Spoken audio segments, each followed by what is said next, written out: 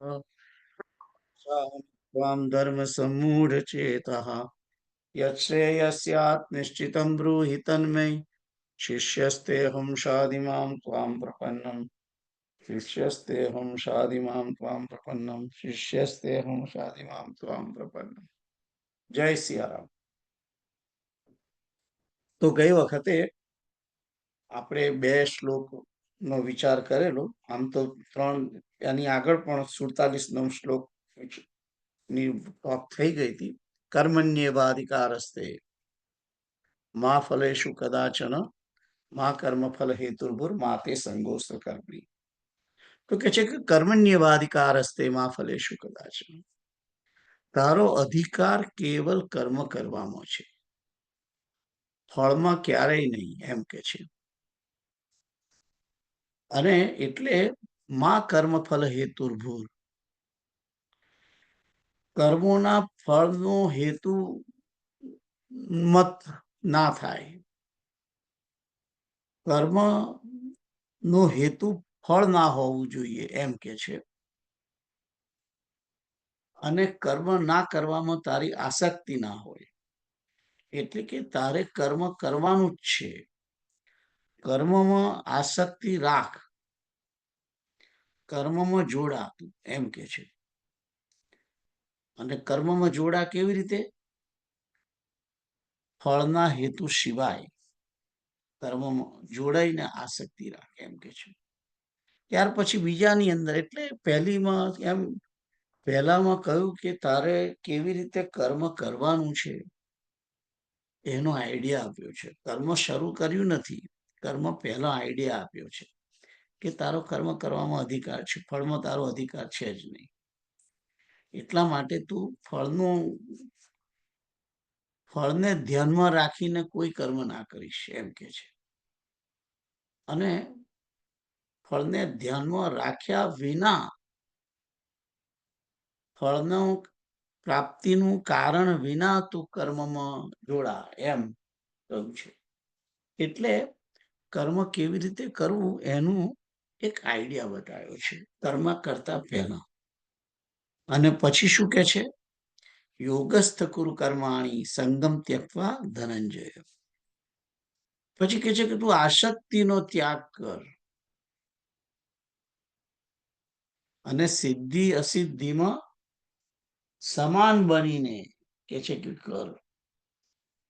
સિદ્ધિ અને અસિદ્ધિમાં સમબુદ્ધિ થઈને કર અને આસક્તિ ત્યજીને કર. અહીં આસક્તિનો અર્થ કર્મની આસક્તિની વાત નથી કરી, ફળની આસક્તિની વાત કરી છે. અને કે છે કે યોગમાં સ્થિત થઈને કર્તવ્ય કર્મ કર. સમાન બુદ્ધિ વાળો થઈને યોગમાં સ્થિત થા અને કર્તવ્ય કર્મ કર. અને આ સમત્વ, જે ફળની સિદ્ધિ અને અસિદ્ધિમાં સમત્વ તારું છે બુદ્ધિનું, એ જ યોગ કહેવાય છે. તો કેવી રીતે ફળ, કેવી રીતે કર્મ કરવું એનો પણ આઈડિયા અહીંયા આગળ બતાવેલો છે કે આસક્તિનો ત્યાગ કર અને સિદ્ધિ અને અસિદ્ધિમાં સમાન બુદ્ધિ વાળો થઈ અને યોગમાં સ્થિત થઈને કર્મનો કર. યોગમાં એટલે કે પરમાત્માની સાથે જોડાઈને કર્મ કર, ભગવાનની સાથે જોડાઈને કર, ભગવાનનું સ્મરણ રાખીને કર. પરમાત્મા મારી સાથે છે અને આ કર્મ પરમાત્માને માટે કરું છું, એમ સમજીને કર. એ એનો મુખ્ય અર્થ છે. તો સમત્વ, સમત્વમાં સ્વમત્વ જ યોગ છે, બુદ્ધિ યોગ. સિદ્ધિ અને અસિદ્ધિ, કર્મ સફળ થાય કે ના થાય, એમાં સમાન બુદ્ધિ રાખી અને કર્મ કરે જા. કર્મ સફળ થાય તો પણ સારું અને અસફળ થાય તો પણ એમાં દુઃખ નહીં. ફળ કર્મ સિદ્ધ થાય, કર્મ સારી રીતે પૂરું થાય, ફળ મળે તો એમાં આસક્તિ નહીં, એની અંદર એની સ્પૃહા નહીં, એના માટે કોઈ જાતનો હર્ષ નહીં, અને કર્મ અસિદ્ધ થાય એટલે કે કર્મ પૂરું ના થાય, કર્મથી કોઈ સિદ્ધિ ના મળે, તો પણ કે છે કે તને દુઃખ ના થવું જોઈએ. એ વાત એટલે કર્મ કરવાનું છે, એની અંદર ફળનો સમત્વ રહેવાનું, સંભાવ રાખવાનું, એ જ મુખ્ય છે. આગળનો શ્લોક જોઈએ, 49. દૂરેણ યવરમ કર્મ બુદ્ધિયોગાદ ધનંજય બુદ્ધૌ શરણમ અન્વિચ્છ કૃપણા ફલ હેતવ. તો અહીં આગળ કે છે કે દુરેણ યવરમ કર્મ, દુરેણ યવરમ છે એનો અર્થ છે હિ અવરણમ, અવરમ, દુરેણ હિ અવરમ કર્મ બુદ્ધિ યોગાત ધનંજય બુદ્ધૌ શરણમ અન્વિચ્છ કૃપણા ફલ હેતવ. તો શું કે છે કે બુદ્ધિ યોગા, બુદ્ધિ યોગા, ધનંજય તો પહેલી લીટીમાં ધનંજય તો નામ છે. બુદ્ધિ યોગાત એટલે કે બુદ્ધિ યોગ થી કર્મ, બુદ્ધિ યોગ કયો એટલે નિષ્કામ કર્મ, નિષ્કામ કર્મ, સિદ્ધિ અસિદ્ધિમાં સમત્વ રાખીને કરેલું કર્મ, જોડાયેલું કર્મ, તે એના કરતા સકામ કર્મ, અહીં આગળ કર્મ લખ્યું છે પણ એની અંદર સકામ એવું નથી, સકર્મ નથી લખ્યું, કર્મ એટલું લખ્યું છે, એટલે કે સકામ કર્મ એ ઘણું દુરેણ, દુરેણ છે એટલે કે ઘણું, અવરમ, અવરમ એટલે કે અધમ, અવરમ ઘણું જ અધમ છે એમ કે છે. ઈ છે, ઈ શબ્દ બહુ જ લો લેવલનું કર્મ છે બુદ્ધિયોગ કરતા. આ સમત્વરૂપ બુદ્ધિયોગ નું જે કર્મ છે એના કરતા સકામ કર્મ ઘણું નિમ્ન શ્રેણીનું કર્મ છે. પેલું કર્મ ઉચ્ચ શ્રેણીનું છે, કારણ કે એમાં સિદ્ધિ અને અસિદ્ધિ એની અંદર સમાન બુદ્ધિ રાખીને કર્મ કરવામાં આવે છે. જ્યારે સકામ કર્મની અંદર ફળની પ્રાપ્તિનો હેતુ રાખીને કર્મ કરવામાં આવે છે.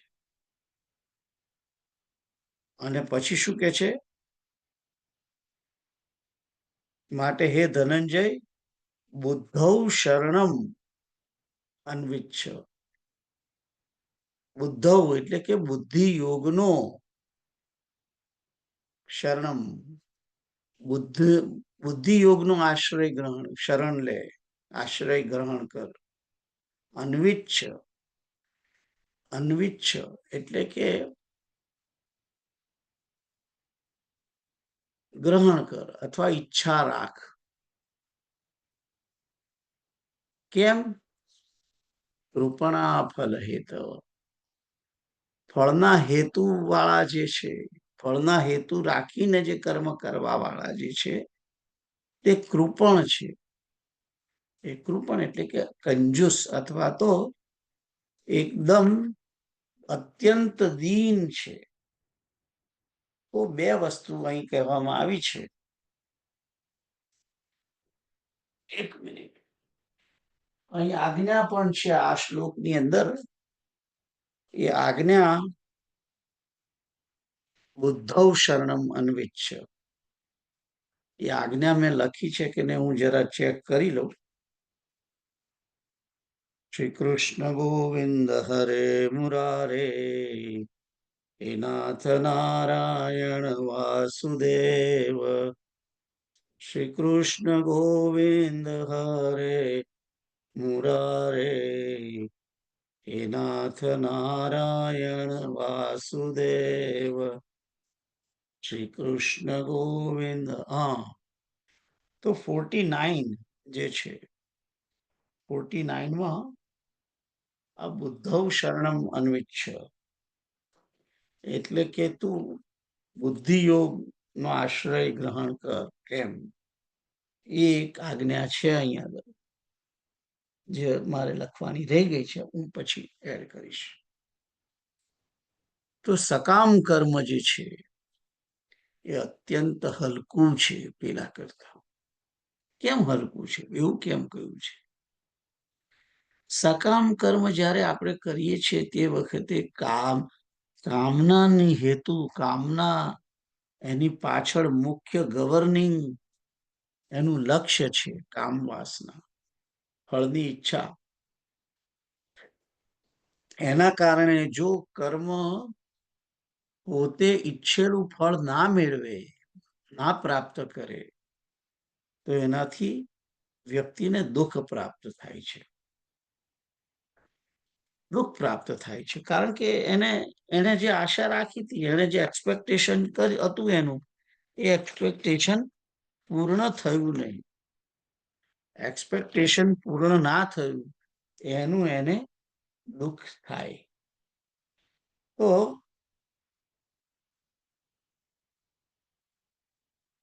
એક્સપેક્ટેશન બુદ્ધૌ શરણમ અનવિચ્છ.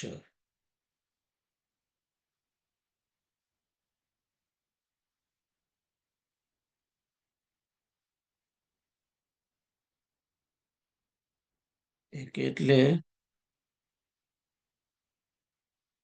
બુદ્ધિ યોગનો આશ્રય ગ્રહણ કર.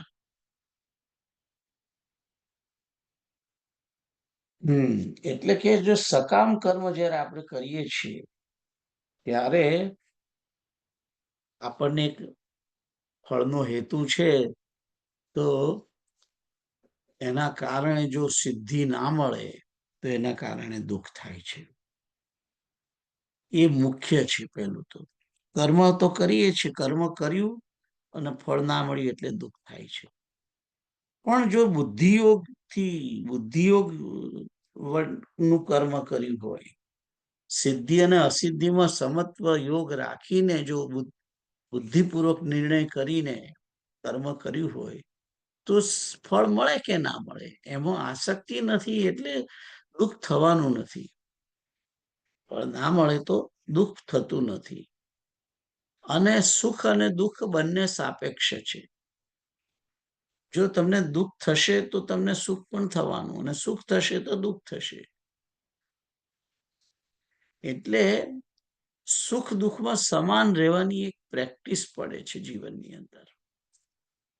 એટલે કહ્યું છે બુદ્ધૌ શરણમ અન્વિચ્છ, બુદ્ધિયોગનો શરણ અને ગ્રહણ કરતું, બુદ્ધિયોગનો આશ્રય ગ્રહણ કર. બુદ્ધિયોગનો આશ્રય, કોઈ પણ કર્મ કરીએ ત્યારે ફળ મળે કે ના મળે, મારે કર્મ કરવાનું છે, કરવાનું.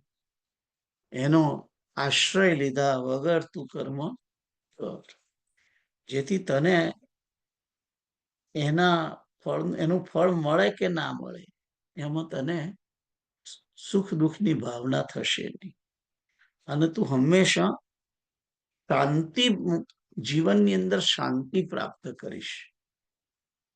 જરા પણ એક પ્રકારનો જીવનની અંદર ઉહાપોહ નહીં થાય, એમ કે છે. તો આ દુરેણ યવરમ કર્મ બુદ્ધિ યોગા ધનંજય બુદ્ધૌ શરણમ અન્વિચ્છ કૃપણા ફલ હેતવ. ફળનો હેતુ રાખીને કર્મ કરવા વાળાઓ જે છે એ ઘણા દીન છે, ઘણા કૃપણ છે, ગરીબ છે, એમ કે છે. આગળનો શ્લોક શું કે છે? બુદ્ધિયુક્તો જહાતીહ ઉભે સુકૃત દુષ્કૃતે તસ્માત યોગાય યુજ્યસ્વ યોગ કર્મશુ કૌશલમ. તો આ 50 નંબરનો જે શ્લોક છે એ 50 નંબરનો શ્લોક એ આજ્ઞાનો શ્લોક છે. અહીંયા આગળ ભગવાન આજ્ઞા કરે છે આપણને બધાને, યોગસ્થ કુરુ કર્માણી. Sorry, 50 number, તસ્માત યોગાયુજ્યસ્વ. તસ્માત યોગાયુજ્યસ્વ યોગ કર્મશુ કૌશલમ. કારણ આપ્યું છે, પેલામાં પણ કારણ આપ્યું છે. આગળનો જે શ્લોક છે એમાં બુદ્ધિ યોગનો આશ્રય ગ્રહણ કરે એમાં કહ્યું કારણ કે, કારણ શું હતું? કૃપણા ફળ હેતુ. ફળના હેતુ ફળનો હેતુ રાખીને કર્મ કરવાનું કરનારા જે છે તે હંમેશા દીન જ રહે છે, ગરીબ જ રહે છે. કારણ કે એને કાયમ એક પ્રકારની ઈચ્છા હોય જ કે મારું કર્મ થાય તો જ હું કામ કરું, નહીં તો ના કરું. અને એક ગરીબ જાણે પોતે કર્મ કરે છે ત્યારે પ્રાપ્ત કરવાની ઈચ્છાથી સેવા કરે છે, પણ કશું મળે એટલે કરે છે. એવી એના માટે એ ના પાડે છે. એટલે કે છે કે તું સમત્વ યોગમાં થઈને આશ્રય ગ્રહણ કર. પછી કે છે બુદ્ધિયુક્તો જુહાત જહાતિહ ઉભે સુકૃત દુષ્કૃતમ દુષ્કૃતે તસ્માત યોગાય યુજ્યસ્વ યોગ કર્મશુ કૌશલમ. તો કે છે કે બુદ્ધિયુક્તો એટલે કે સમાન બુદ્ધિ વાળો, બુદ્ધિયુક્ત પુરુષ, સમત્વ બુદ્ધિયુક્ત પુરુષ, સુકૃત અને દુષ્કૃત. સુકૃત એટલે કે પાપ, સોરી, સુકૃત એટલે કે પુણ્ય અને દુષ્કૃત એટલે પાપ. ઉભે ઉભે એટલે કે બંનેને, સુકૃત અને દુષ્કૃત બંનેને. જહાતી એટલે કે છોડી દે છે, ત્યજી દે છે, એને ટચ કરતા નથી, એને લેપાતા નથી. એટલા માટે જહાતી ઇહ એટલે આ લોકમાં. એટલે કે છે કે જો તું સમત્વ બુદ્ધિ યોગથી જો કર્મ કરીશ તો એનાથી જે કઈ પાપ અને પુણ્ય જે થાય છે એને એ તને સ્પર્શ કરી શકશે નહીં. એને તું ત્યજી દઈશ ઇઝીલી. આપણને પુણ્ય તને ચોટતા નથી. એટલા માટે સમત્વ બુદ્ધિ યોગમાં થઈ અને કર્મ કરવાનું, જેથી પાપ અને પુણ્ય આપણને ચોંટતા નથી. એટલે આજ્ઞા કરી છે તસ્માત યોગાય યુજ્યસ્વ. યુજ્યસ્વ એટલે કે જોડા. યોગાય સમત્વ બુદ્ધિ યોગ માટે જ ચેષ્ટા કર. એટલે તું, કારણ કે સમત્વ બુદ્ધિ યોગથી જે કર્મ કરીએ છીએ આપણે, એ સમત્વ બુદ્ધિ યોગમાં માણસ પાપ પુણ્યથી લેપાતો નથી. એને વાસના, કર્મની વાસના ચોંટતી નથી બેઝિકલી. કારણ કે વાસના શું છે? વાસના જ કર્મનું મૂળ છે. વાસના એટલે કે ફળનો હેતુ. એ વાસનાથી કર્મ થાય છે. અને વાસનાથી કર્મ થયું, એ કર્મથી ફરી તમારે બીજી વાસના બંધાવાની છે, બંધાય જ છે હંમેશા. એટલે વાસના થી દૂર રહેવા માટે આ ઉપાય આપવામાં આવે છે. બુદ્ધિ યોગાત બુદ્ધૌ શરણમ અન્વિચ્છ. બુદ્ધિ યોગને આશ્રય ગ્રહણ કર એમ કે છે. અને ફરી એ જ વસ્તુ કહી અહીં આગળ 49 50 નંબરના શ્લોકમાં પણ એ જ કહ્યું. તસ્માત યોગાય યુજ્યસ્વ, માટે યોગાય એટલે કે સમત્વ બુદ્ધિ યોગમાં જ તું જોડા, સમત્વ રૂપ યોગમાં જોડાઈ જા, યુજ્યસ્વ. તસ્માત યોગાય યુજ્યસ્વ, સમત્વ રૂપ યોગમાં જોડાઈ જા, અથવા તો પરમાત્મા સાથે જોડાવવા માટે આત્માને પરમાત્મા સાથે જોડ, અથવા તો મનને પરમાત્મા લગાડી દે. એમ તસ્માત યોગાય, કારણ કે યોગનો અર્થ પરમાત્માની સાથે આત્માનો યોગ. એમ પણ અહીં આગળ જે અર્થ કરેલો છે બીજા અધ્યાયની અંદર, કર્મની વાત ચાલે છે. કોન્ટેક્ટ રેફરન્સ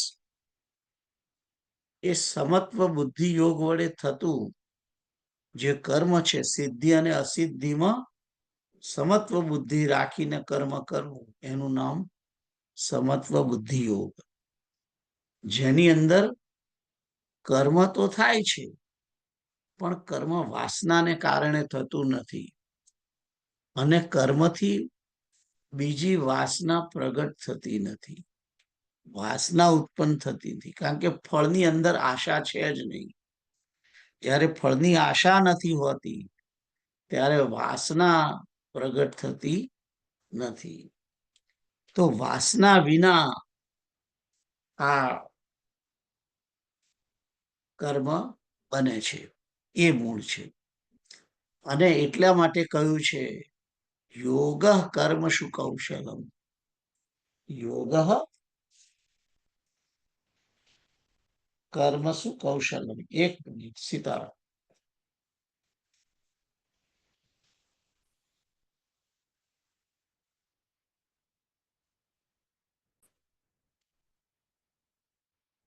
યોગ કર્મ શું કૌશલમ, આ જે બુદ્ધિ યોગ છે એ જ કર્મ કરવાની કુશળતા છે. એમ કે છે કર્મ એવી રીતે કરવું જોઈએ કે જેથી મને તમને કર્મ બંધન કરતા ના થાય. આપણને કર્મ બંધન કરતા થાય છે એનું કારણ શું છે? કારણ કે કર્મથી ઉપજતું જે ફળ છે, એ ફળ જે પાપ અને પુણ્ય, એ ચોંટી જાય છે. કારણ કે આપણે કર્મ વાસનાથી પ્રેરાઈને કરેલું છે. આપણો કર્મ કરવાનો, આપણે જે કર્મ કરીએ છીએ એના મૂળમાં કર્મની વાસના, ફળની વાસના રહેલી છે. એટલા માટે તો મૂળથી કર્મ કરવાના મૂળમાં ફળની વાસના ના હોવી જોઈએ, પરંતુ પોતાના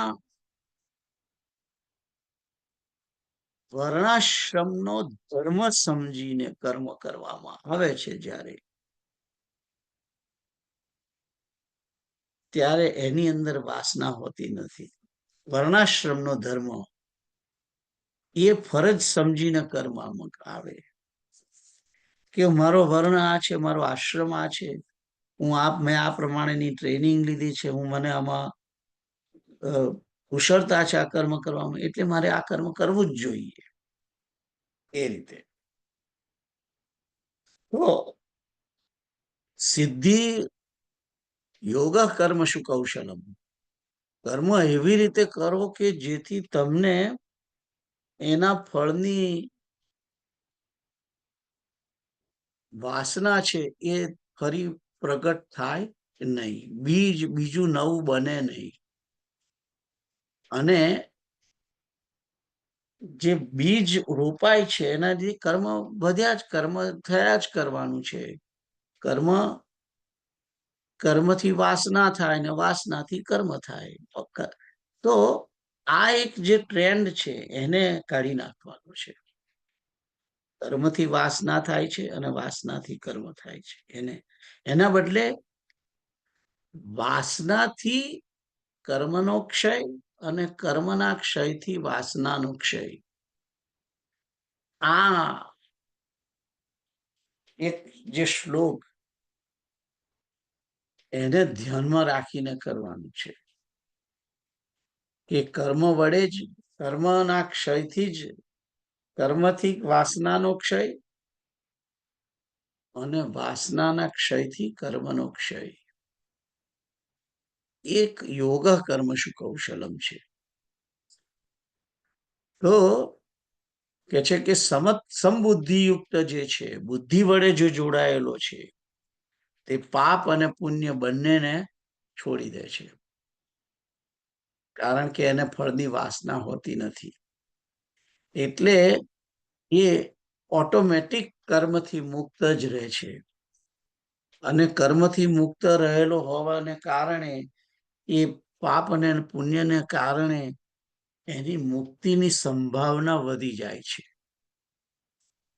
ખ્યાલ આવ્યો? જન્મ મરણના બંધનમાંથી છૂટવાનો આ એક માત્ર ઉપાય છે. કારણ કે માણસ કર્મ કર્યા વગર તો રહી શકવાનો નથી. કર્મ તો એને કરવું જ પડશે. એટલે એને સમત્વ બુદ્ધિ રાખી, ફળની વાસના રાખ્યા વગર કર્મ કરવું, એ જ મુખ્ય સિદ્ધાંત કર્મ કરવાની અંદર હોવો જોઈએ. યોગ, બુદ્ધિ યોગ જ સિદ્ધિ અસિદ્ધિમાં સમતા, ફળની વાસના નહીં રાખવી, આ કર્મની કુશળતા છે. કારણ કર્મ કુશળતા એટલે છે કે કર્મ કરે છે પણ એટલે કાદવમાં રહે છે, પણ એને કીચડ લાગતો નથી. પાપ પુણ્યનું કીચડ એને લેપાતું નથી. આ મોટો ઉપાય છે, કર્મ બંધનથી છૂટવાનો ઉપાય છે. તો અહીં આગળ આ 50 નંબરની અંદર વધારે ડિટેલમાં કહી દીધું છે. બુદ્ધિયુક્તો જહાતી ઉભે સુકૃત દુષ્કૃતે. બુદ્ધિયોગથી સમત્વ બુદ્ધિયોગમાં જે જોડાયેલો છે તે પાપ અને પુણ્ય બંનેને ત્યજી દે છે, એનાથી મુક્ત થાય છે. એનું કર્મ જે છે એ પાપ પણ ઉત્પન્ન કરતું નથી, પુણ્ય પણ ઉત્પન્ન કરતું નથી. એટલા માટે તસ્માત તું બુદ્ધિ યોગની અંદર જોડાઈ જાય એમ કે છે.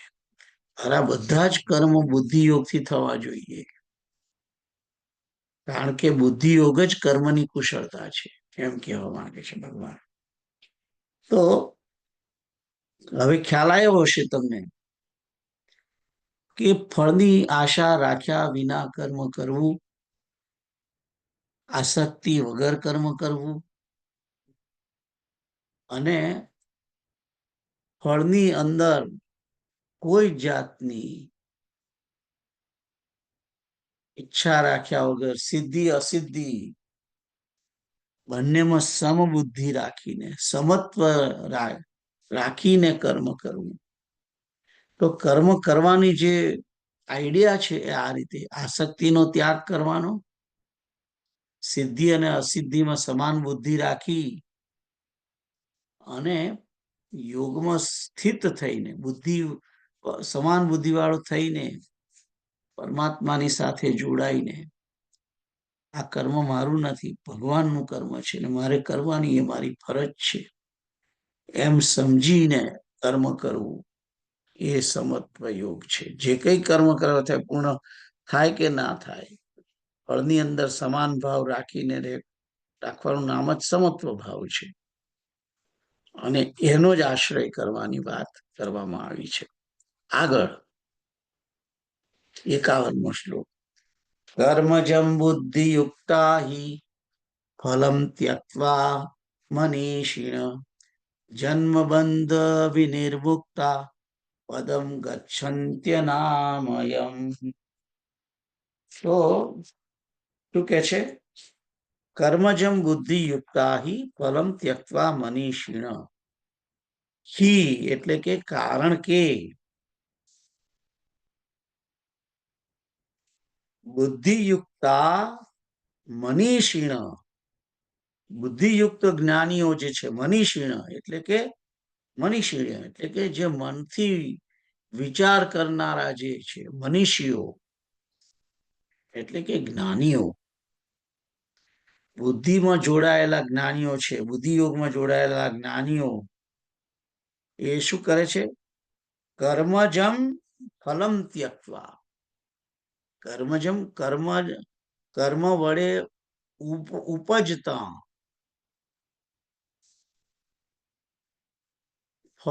ફલમ ત્યક્વા, ફળને ત્યાગીને જન્મ બંધ વિનિર્મુક્તા, જન્મ બંધનથી મુક્ત થયેલા કે છે કે અનામયમ પદમ ગચ્છંતી. અનામયમ એટલે કે નિર્દોષ, અમૃતમય, નિર્વિકાર આવા પદને પામે છે, પ્રાપ્ત થાય છે એમ કે છે. કારણ કે કર્મથી ઉપજતું જે ફળ છે પાપ અને પુણ્ય એને ત્યજી દે છે અને એના કારણે જન્મનું બંધન એને થતું નથી અને એ સહેલાઈથી એ પરમ પદને પામે છે એમ કે છે. તો આગળનું જે 50 નંબરનો જે શ્લોક છે એની અંદર જે કહેવામાં આવ્યું છે એ જ વસ્તુ આગળ એનો ફાયદો શું છે એ સમજાવે છે આ 51 ની અંદર. કારણ કે સમાન બુદ્ધિયુક્ત પુરુષ પાપ પુણ્ય બંનેને આ લોકમાં જ ત્યજી દે છે. કહ્યું ને, બુદ્ધિયુક્તો જહાતીહ ઉભે સુકૃત દુષ્કૃતે, પાપ પુણ્ય બંનેને જહાતીહ એટલે કે ત્યજી દે છે. કોણ ત્યજી દે છે? સમત્વ બુદ્ધિયુક્ત પુરુષ. તો એ ત્યજી દે છે એટલે કર્મથી ઉપજતું જે ફળ છે એ ત્યજી દે એટલે એને પાપ અને પુણ્યનું જે વાસના જે છે એ રહેતી નથી અને એ મુક્ત થઈ જાય છે. બુદ્ધિયુક્ત પુરુષ જે છે, જે જ્ઞાની છે, તો બુદ્ધિયુક્ત પણ રહેવું પડે, સિદ્ધિ અસિદ્ધિમાં સમત્વ અને જ્ઞાનપૂર્વક કે આ કર્મ મારું નથી, કર્મ પરમાત્માને માટે કરેલું છે. અને સિદ્ધિ અસિદ્ધિ, કર્મ પરમાત્માનું, ફળ પણ પરમાત્માનું, મારું કઈ છે નહીં એમ સમજીને જે ફળ કર્મથી ઉપજતું ફળને ત્યજી દે છે એ માણસ જન્મ અને મૃત્યુના બંધનથી છૂટી જાય છે અને નિર્દોષ અથવા તો અમૃત તત્વ યા તો નિર્વિકાર પરમ પદને પામે છે. અમૃત તત્વ પદને પામે છે એટલે કે પરમાત્માને પામે છે, મુક્તિને પામે છે એમ કે છે. આગળનો શ્લોક જોઈએ. યદા તે મોહ કલિલમ બુદ્ધિર્વ્યતિતરિષ્યતિ તદા ગંતાસી નિર્વેદમ શ્રોતવ્યસ્ય શ્રુતસ્ય ચ. તો કે છે કે જ્યારે, યદા એટલે કે જ્યારે, તે એટલે કે તારી મોહ કલિલમ, મોહ કલિલમ એટલે કે મોહ રૂપી કાદવથી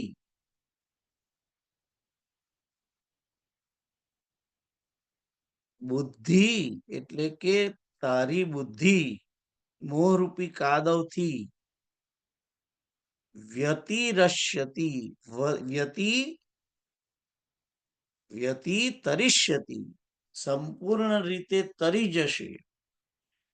કે છે કે જ્યારે તારી બુદ્ધિ મોહરૂપી કાદવમાંથી સંપૂર્ણ રીતે તરી જશે ત્યારે કે છે કે ત્યારે તું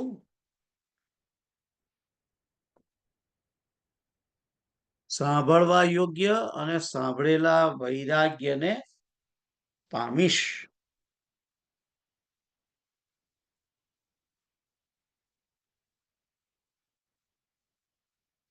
કે છે કે સાંભળવામાં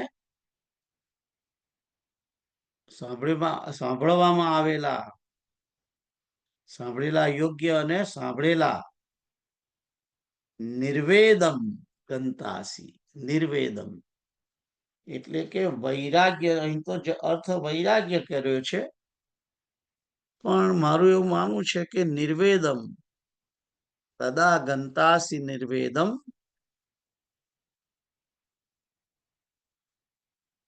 નિર્વેદનો અહીં અર્થ વૈરાગ્ય કર્યો છે. સાંભળેલા અને સાંભળવામાં આવવા વાળા લોક અને પરલોક સંબંધી તમામ ભોગોથી વૈરાગ્યને પ્રાપ્ત થઈશ. એટલે કે છે કે જ્યારે તારી બુદ્ધિ મોહરૂપી કાદવમાં ફસાશે નહીં.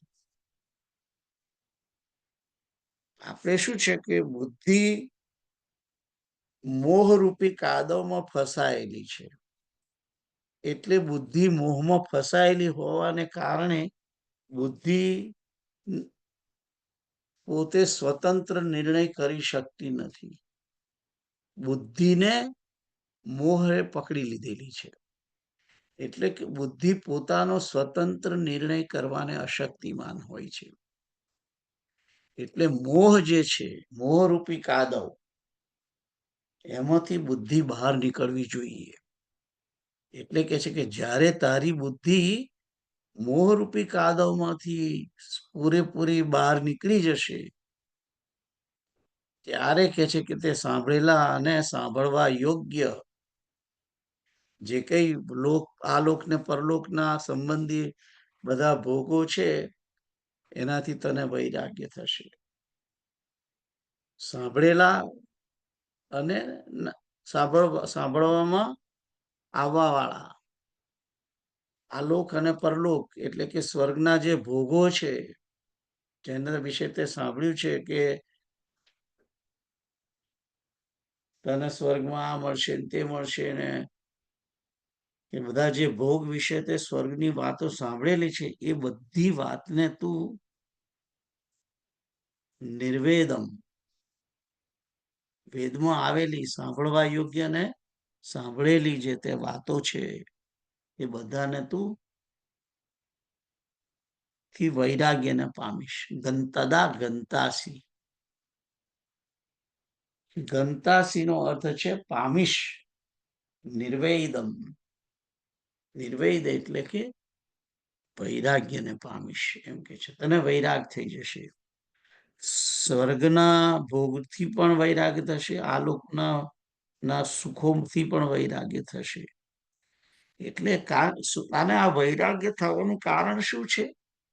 કારણ કે એની બુદ્ધિ એ મોહરૂપી કાદવમાં ફસાયેલી નથી. મોહરૂપી કાદવમાં ફસાયેલી બુદ્ધિ ના હોવાને કારણે એની બુદ્ધિ સ્વતંત્ર નિર્ણય કરી શકે છે, અને એ બુદ્ધિ યોગ નો આશ્રય લે છે. પરમાત્માને સ્મરણ રાખીને ઈશ્વરને માટે કર્મ કરવા માટે તૈયાર થાય છે, અને ફળની વાસના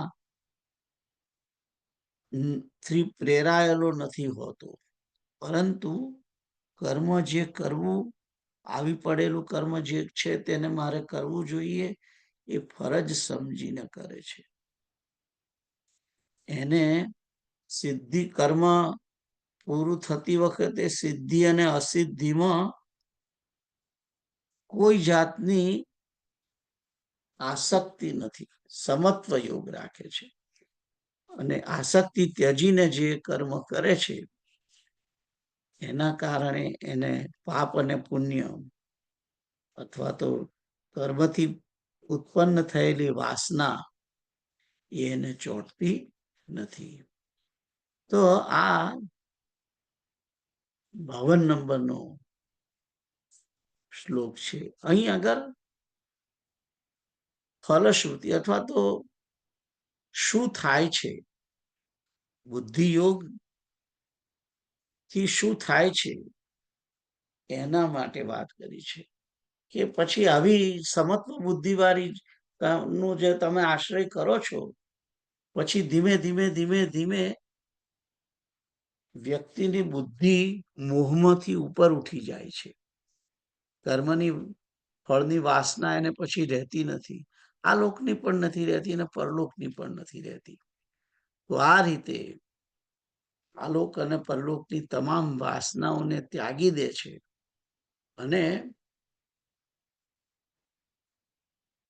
સાંભળેલા અને સાંભળવામાં આવવાના છે તે બધા આલોક અને પરલોકના જે ભોગો છે, સુખો અને ભોગ, એનાથી વૈરાગ્યને પામે છે. તો આ પ્રમાણે અહીંયા આગળ વાત કરવામાં આવી છે. 53મો શ્લોક હવે જોઈએ. શ્રુતિ વિપ્રતિપન્ના તે યદા સ્થાસ્યતિ નિશ્ચલા સમાધાવચલા બુદ્ધિ તદા યોગમવાપ્સ્યસી. શ્રુતિ વિપ્રતિપન્ના તે કે છે કે તે યદા, યદા એટલે કે જ્યારે, તે એટલે કે તારી, શ્રુતિ વિપ્રતિપન્ના નાના પ્રકારના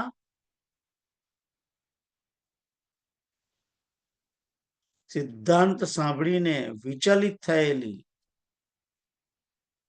વિપ્રતિપન્ન, શ્રુતિ વિપ્રતિપન્ન,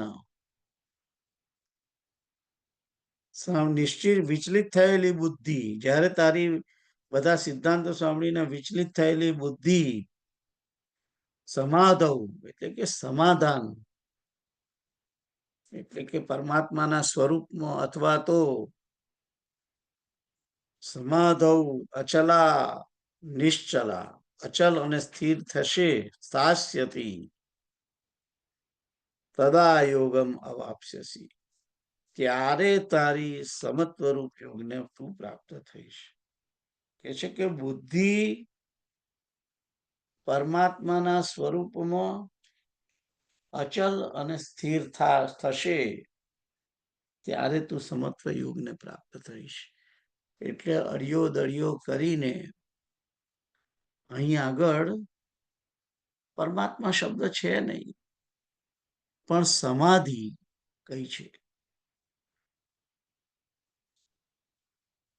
સમાધૌ અચલા એને સમાધાવ અચલા, સમાધૌ અચલા, સમાધો સમબુદ્ધિ. તારી બુદ્ધિ જ્યારે સમાધિમાં લાગશે એટલે કે પરમાત્મામાં જોડાશે, અચલ અને સ્થિર થશે, ત્યારે તું બુદ્ધિ યોગને પામીશ.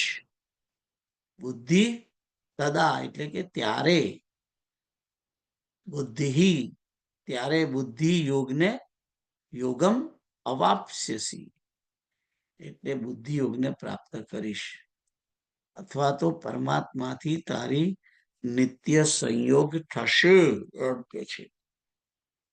તો હવે એમ કે છે કે કર્મ સમત્વ બુદ્ધિ રાખીને કરવાનું, અને એક સમત્વ બુદ્ધિ રાખીને કરેલું કર્મ, એનાથી તને ફળની વાસના થશે નહીં, અને જે પાપ અને પુણ્યથી તું લેપાયમાન નહીં થવું, અને તું પરમાત્માને પામીશ ને બધી વાતો કરી. પણ આની આગળના શ્લોકમાં કહ્યું કે જ્યારે તું પરમાત્માને પ્રાપ્ત થઈશ, ત્યારે તારી બુદ્ધિ મોહરૂપી જે કાળમાં તું કે છે કે તારી બુદ્ધિ મોહરૂપી દલદલને પાર કરી જશે, ત્યારે તું સાંભળેલા અને સાંભળવામાં આવેલા આ લોક અને પરલોકના બધા વૈરાગ્યને ભોગોથી વૈરાગ્ય તને પ્રાપ્ત થશે. પણ અહીં આગળ શું કે છે કે પણ બુદ્ધિ જે છે એ અચલ અને સ્થિર પરમાત્મામાં થશે,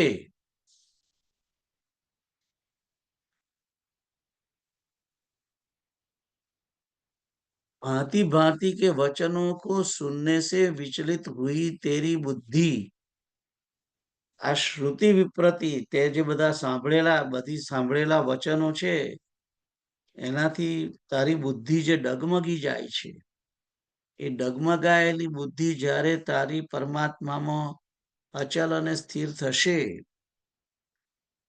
ત્યારે તું યોગને પ્રાપ્ત થઈશ. એટલે બુદ્ધિ સ્થિર પણ થવી જોઈએ અને બુદ્ધિ અચલ પણ હોવી જોઈએ. બુદ્ધિ ડગવી ના જોઈએ. અચલતા અને સ્થિરતા. તો અહીંયા આગળ બુદ્ધિને સ્થિર બુદ્ધિની વાત કરી છે. પરમાત્માની અંદર સ્થિત બુદ્ધિ કરવાની, સમાધિની અંદર સ્થિત, સમાધૌ વચલા બુદ્ધિ નિશ્ચલા સ્થાસ્યતિ નિશ્ચલા, એમ કે છે.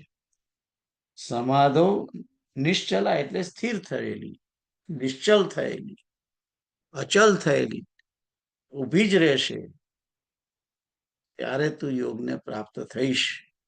અને ત્યારે પરમાત્માથી તારો નિત્ય સંયોગ થશે.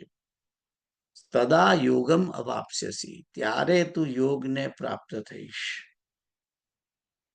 કે તારી બુદ્ધિ જ્યારે પરમાત્માની અંદર અચળ અને સ્થિર થશે, ત્યારે તું પરમાત્માને, એટલે આપણી બુદ્ધિને પરમાત્માની અંદર સ્થિત કરવાની, પરમાત્માની અંદર અચલ અને સ્થિર કરવા માટે પ્રયત્ન કરવાનો. આ થશે ત્યારે આપણી બુદ્ધિ એ પરમાત્માની આપણે પરમાત્માની સાથે જોડાઈ જઈશું ઓટોમેટિક. અને બુદ્ધિ જ્યારે પરમાત્માની અંદર જોડાય છે, સ્થિર થાય છે, ત્યારે જે સમબુદ્ધિ રહે છે. કારણ કે પરમાત્મા નિર્દોષ છે અને એ નિર્દોષ પરમાત્માની સાથે જોડાયેલી જે બુદ્ધિ, એ નિર્દોષ પરમાત્મા સાથે જોડાયેલી બુદ્ધિ પણ નિર્દોષ હોય છે અને એ સમ પણ હોય છે. અને એ કર્મ ની સિદ્ધિ અસિદ્ધિમાં કોઈ જાતની આસક્તિ રાખ્યા વિના, ફળની વાસના વિના, ફળની આશા કે સ્પૃહા વિના, આકાંક્ષા વિના જ્યારે કર્મ કરે છે, ત્યારે એને ફળની વાસના બંધાતી નથી અને નિત્ય મુક્ત જ રહે છે. એનાથી લેપાયતો નથી, ફળની વાસનાથી લેપાતો નથી. એટલે કર્મની જે વાસના, કર્મથી જે વાસના બંધાય છે, એ વાસના એના માટે એને બાંધતી નથી. અને વાસનાને કારણે એને બીજું નવું કર્મ આ થતું નથી. કર્મ કરે છે, કર્મ તો કર્યા જ કરે છે, પણ કર્મ વાસનાને થી પ્રેરાઈને નથી કરતું. કર્મ જે કરે છે એ પરમાત્મા નું કાર્ય છે. પરમાત્માની સેવા સમજીને જે કર્મ કરે છે, એ કર્મ એના વડે એની બુદ્ધિ જે છે એ સમાધિમાં નિશ્ચલ, અચલ, સ્થિર થાય છે. એ વાત કરવાની છે. એટલે અડિયો દડિયો ફરી પણ અહીંયા એમ જ કહે છે કે બુદ્ધિને પરમાત્માની અંદર જોડો અને બુદ્ધિને પરમાત્માની સાથે જોડીને કર્મ કરો. તો આ રીતે નિત્ય સંયોગ થશે. પરમાત્મા ની જોડે જે યોગ જે પ્રાપ્ત કરવાનો છે, આત્માનો પરમાત્માની સાથે યોગ થવો જોઈએ. એ યોગ સ્થિર બુદ્ધિ થશે ત્યારે જ થશે, એમ કહેવામાં આવે છે. તો 53 સુધી કરેલા છે શ્લોક. આગળ હવે જવું નથી, કારણ કે વિષય થોડોક બદલાય છે. આ સ્થિત પ્રજ્ઞ વાળો જે છે, જેની સમાધૌ અચલા બુદ્ધિ નિશ્ચલા સ્થિર થયેલી અચલ થયેલી બુદ્ધિ પરમાત્માની અંદર એ કેવી હોય છે, એ નિશ્ચલ અચલ અને સ્થિર થયેલી બુદ્ધિ વાળો વ્યક્તિ કેવો હોય છે, એનો સવાલ આગળના 57 નંબરના શ્લોકમાં કરવામાં આવ્યો છે. અને એ સ્વતંત્ર સ્થિતપ્રજ્ઞના લક્ષણો જે કહેવામાં આવે છે, એ સ્વતંત્ર એનો આખો શું કહેવાય, એક પ્રકારનો સબ્જેક્ટ છે, વિષય છે. અને આવતી વખત લઈશું, કારણ કે આ વખતે સમય પણ હવે છે નહીં, એટલે અહીંયા આગળ સમાપ્ત કરીએ. શ્રી કૃષ્ણ ગોવિંદ હરે મુરારે, હે નાથ નારાયણ વાસુદેવ.